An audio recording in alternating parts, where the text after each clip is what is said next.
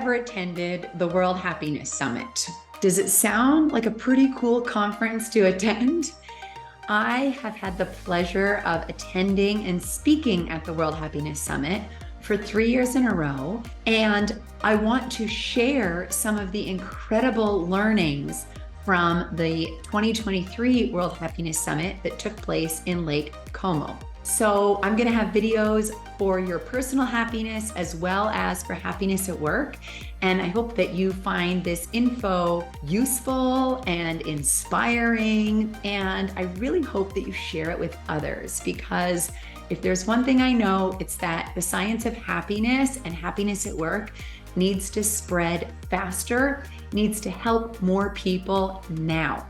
So I'm going to get right into it. Get out your notepad, get ready. There's going to be several videos where I'm sharing information. This first one is going to be about personal happiness. So the opening keynote was Dr. Cassie Holmes, and she is out of UCLA, and she is one of the leading experts on time and happiness. How often do you say to yourself or out loud, "I wish I had more time," or "How can I feel more balanced?" Or "How can I have more time for this? How can I have more time for this? I'm so time strapped." Are you one of these people that rushes, that moves really fast? Do you sometimes yell at your kids or yell at your spouse or get really frustrated at someone in front of you in your car? Are you rushing a lot? Most of us are. I know I do. And when I look back, previous years, I rushed way too much. So many working professionals, especially working parents, feel time poverty. We wish that we had more time. And what's the opposite of that? Time affluence. So how can we move away from constantly feeling like we're time poor? 46% of Americans feel time poor, and this probably won't surprise you. It's more acute for women and dual income couples with small kids, which is where my husband and I are in right now, and we constantly feel like we don't have enough time. So what's very interesting is her research around discretionary time. So many people believe, and I say my husband falls into this bucket, many people believe that, if I could just retire and go, she said it, go live on a tropical island and just have leisurely days week after week, I would be so happy. But what's really interesting is that the research shows that if you have less than 2 hours of discretionary time, you are not very happy. But if you have more than 5 hours of discretionary time, you are also not really happy. So having a full days with nothing to do isn't the answer to happiness. Because when we have so much time, we don't necessarily feel like our lives have meaning and purpose, and we're contributing to society, contributing to the earth, and using ourselves. And actually, most people, when they retire, their happiness decreases because they have more than 5 hours of discretionary time. So where are you in your life? And are you in that sweet spot of having more than 2 hours, but less than 5 hours of discretionary time? And know that paid work isn't the only thing that gives us purpose. I get purpose playing with my kids. I get purpose when I volunteer at a retirement community once a week with my kids and our puppy. I get purpose when I am connecting with my husband and learning from him and seeing if I can help him with his business. It's not just work that gives us purpose. So I loved what Cassie said. She said, it's not about being time rich. It's about making the time you have rich. So invest your available time so that you feel joy and fulfilled, and so that you live without regret. And there's this great analogy that she gave, and I want to share it with you. And I actually used this at a keynote talk in Los Angeles last week. Is you have this jar and you have golf balls, and those are the things that are the most important to you, right? Your friends, your family. I believe it's taking care of your health as well. And making sure that you are doing things that really, really fill you up and that make you feel fulfilled. And then there's pebbles, there's the small rocks, which is your work, taking care of things around the house. Now, you could let the pebbles fill up the whole jar. Work will completely fill you. And then there's the sand, all the other stuff. And for me, the sand is social media, right? Or I don't know, shopping, other things where, yeah, you do it, but is it really the golf balls? No. But how much time are we spending on that other stuff?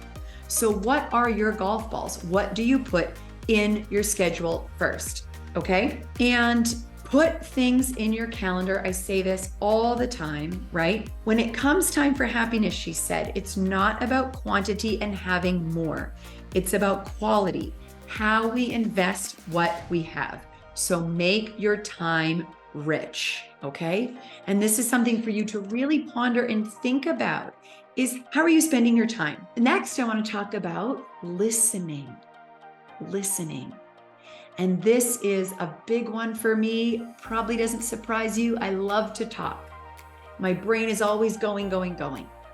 Listening. Now, this talk was by Dr. Robert Biswas-Diener. And when I give some of these tools and these strategies, reflect on what are you doing with your friends, with your family, with the people you work with in terms of listening, okay? Humans love speaking. When you speak, you don't learn. When you're listening is when you learn and when you grow, okay? And he said it's one of life's most important skills. And just like all other skills, it is something you can hone, it is something you can grow, it is something you can get better at. And this absolutely impacts your happiness, your well-being, because it's your relationships, and relationships are the number one predictor of happiness. So if you and I can become better listeners, we're going to become happier people. Helps you, as I said, learning, connection, more joy, more appreciation, more gratitude, all right? So let's talk about some of the listening skills and states he shared. Is you're silencing not only your mouth, but your mind. Oh, that's so much harder. So much harder to silence the mind when someone else is talking and you're not thinking, what will I say next? You're paying attention and you're noticing. And how can you be a more engaging listener? Well, of course, you can ask questions to the person who's speaking related to what they're talking about so that they go deeper. You acknowledge, and when they pause when they're speaking, it doesn't necessarily mean that's when you jump in and start talking. A pause can just be a pause. And this is cultural as well. So being receptive and empowering people, understanding people, validating people, appreciating people. And I immediately think about, I could be a way better listener with my kids. I listen a lot to my clients, and I can improve my listening with my clients. Absolutely with my spouse. I think that's an ongoing journey. Who in your life do you want to listen to better? So let's go on to the third one for this video. Oh, there was an incredible speaker named Jorge Viladoms, who's from Durango, Mexico. And he talked about music and happiness. And I will be very honest, I listened to a lot more music before I became a parent, going out more, going out dancing. And I am being really intentional now about creating calm, peaceful environments in my house with my husband and kids and puppy by playing really calm music. Now, sometimes we have dance parties too, and I don't think we do it enough. So how much music do you have in your life? Many schools take away the music program, and he is on a mission to bring music back into schools. And I will ask you, how can you bring music into your kids' life, into your home life? How can you bring music into your work life? If you're leading a team, How can music uplift you, energize you, calm you, bring you together, make things fun? How are you bringing music into work and into your personal life as well? And last but not least, I want to talk about Dr. Kelli Harding from Columbia University about social relationships. I beat the drum that relationships are our number one predictor of happiness. And she went really deep on some tactics of how we can invest in our social relationships. This is social relationships at work, social relationships at home, to add years to your life and life to your years. Okay? So let me give you some different tips that she shared about increasing your level of kindness and spreading more kindness, which in turn will make you happier and make you more successful in your relationships, in your work, in life overall. So number one is seek varied relationships. We need strong and weak ties. It's not just our best friends and the people that we really, really love working with. It's also the weak ties. Think about pets, think about neighbors, think about people you say hi to when you're grocery shopping, think about acquaintances, okay? So we all need varied relationships, not just close relationships. Number two, the power of hello. Put down your phone. I do this all the time and I love it. Say hi to strangers when you're out in the community. Just say hello to as many people as you can when you're out and about and see what happens. Number three is being curious with people. So in addition to the hello with your coworkers when you get on a Zoom or get on a Microsoft Teams or with your spouse at the end of the day, is get curious about how's your day going? What are you working on? What's challenging? Asking your kids a variety of questions, but being really curious, which is also being kind, okay? Number four is asking for help and paying it forward. Constantly focusing on asking for help when you need it and giving help and not feeling like asking is ever a burden. We don't do it enough. Number five is expect rejection and get caught trying. So expect that you're going to make mistakes, expect that you're going to fall on your face in marriage, friendships, in your family, in your work, leading teams. Get caught trying to do things and not being perfect. Such a powerful one. As much as you can, practice micro kindness acts. Comment on people's strengths.